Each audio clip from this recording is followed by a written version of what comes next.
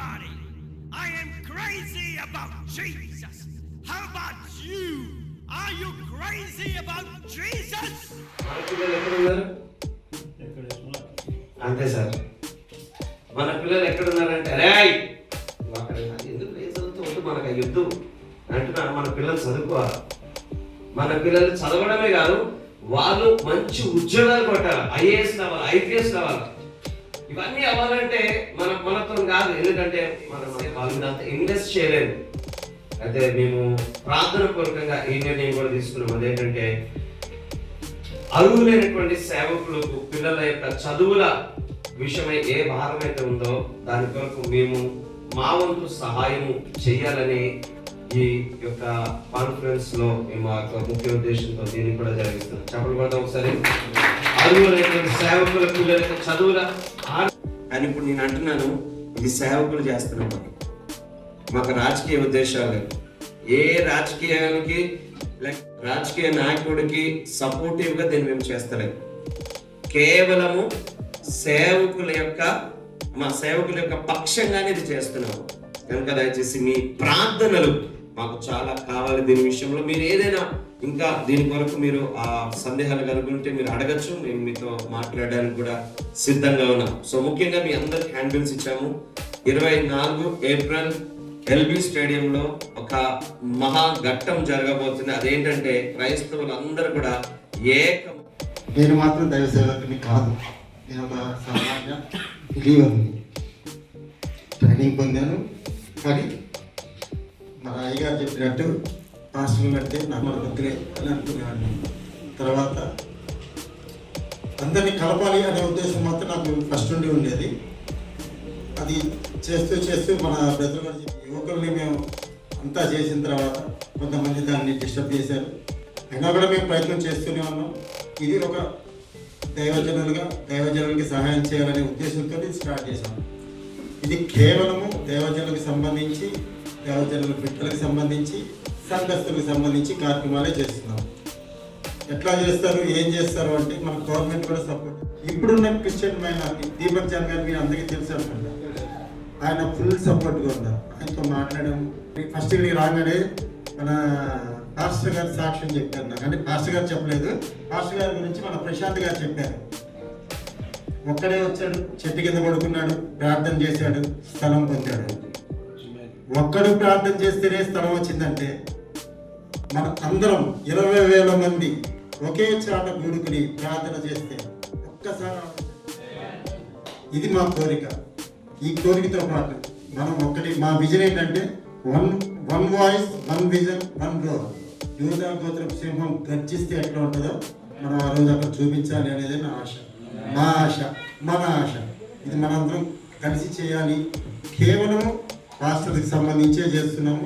ఇది ఒక ఆర్గనైజేషన్ ద్వారా చేస్తున్నాం. దీంట్లో ఎటువంటి ఎవరికి సంబంధం లేదు. దేవుడు పంపించాడు, మేము వచ్చాము అంతవరకు. మా ఆలోచన చెప్పారు. 2 సంవత్సరాల మంచంలో ఉన్నా. ఇక్కడ ఎంతమందికి ఇన్సూరెన్స్లు ఉన్నాయి? హెల్త్ ఇన్సూరెన్స్ ఎవరికి లేవు, నాకు కూడా లేదు.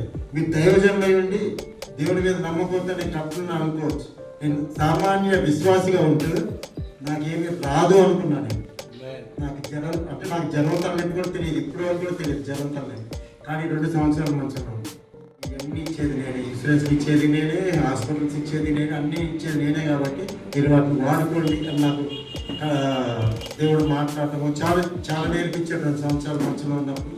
అందుకని ఆ విజయాన్ని పట్టుకుని నేను కొంతమందికి చెప్పడం, మీరందరూ నన్ను ఎంకరేజ్ చేయడం, అందరం కలిసి పనిచేస్తున్నాము. మీరందరూ కూడా కలవాలి అని ఆశపడుతున్నాను, మీరందరూ రావాలని ఆశపడుతున్నాను, మీ ద్వారా అనేక మందికి చెప్పాలని కూడా ఆశపడుతున్నాను. ఒక చిన్న రిక్వెస్ట్ ఏంటంటే, నాతో యూట్యూబ్లో అందరూ యూట్యూబ్ ఓపెన్ చేస్తే లైన్ ఆఫ్ జూడా హైదరాబాద్ అని ఉంటుంది. అది ఒకటి సబ్స్క్రైబ్ చేయండి. నాకు అదొక హెల్ప్ చాలు మీ తరఫు నుంచి. మీ దగ్గర ఎవరి దగ్గర డబ్బులు అడగట్లేదు, ఎవరికి ఏం చేయట్లేదు. కానీ మేము ఫండ్ రైజ్ చేసుకుంటూ, ఇది మా దగ్గర ఉన్నాయి, మేము చేస్తున్నామని కూడా అనుకోవాలి. మేము ఫండ్ రైజ్ చేసుకుంటూ మీ అందరికీ ఒక్కొక్క సంవత్సరం కొంతమందికి ఇట్లా హెల్త్ ఇన్సూరెన్స్ అని, కొంతమందికి పిల్లలకి చదువులు కానీ, ఇట్లా మొత్తం మన క్రిస్టియన్ కమ్యూనిటీ చేస్తూ ఉంటున్నారు. కాబట్టి మనం అందరం ఉపయోగించుకుందాం.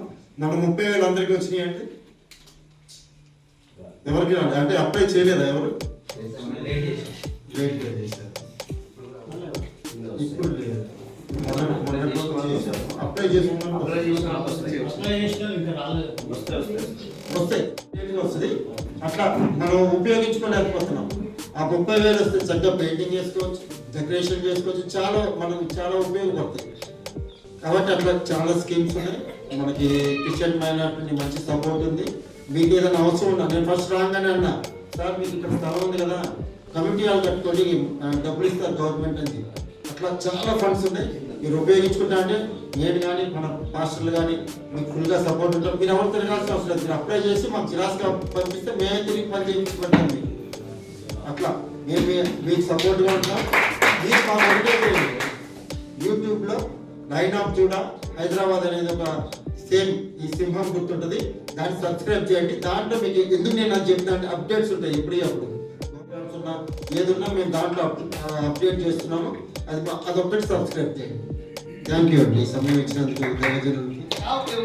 చాలా ప్రాబ్లం ఉంటే అయ్యా చెప్తున్నాం. 7 అంశాలు ఒక అంశం అయ్యా చెప్పి చాలా నచ్చింది నాకు. గుణాలు సార్ తెలుస్తాను. నిన్న అలాంటి వారికి ఇబ్బంది కలిగి ఉన్న వారికి పాస్టర్లో చిన్న అమౌంట్ ఇస్తారు, ఒక 5,000 లోపల. తర్వాత అది లేకపోతే అంటే పరిస్థితి బట్టి అది లేకపోతే ఒక బస్తా భూమి వేసి ఇస్తారు. అలాగే క్రాక్స్ అమ్మిస్తారు. దీంట్లో మనం చాలా మంది వాడతాం.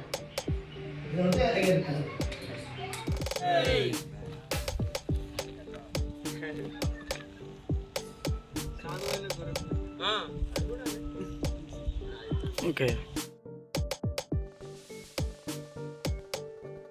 Subscribe this channel.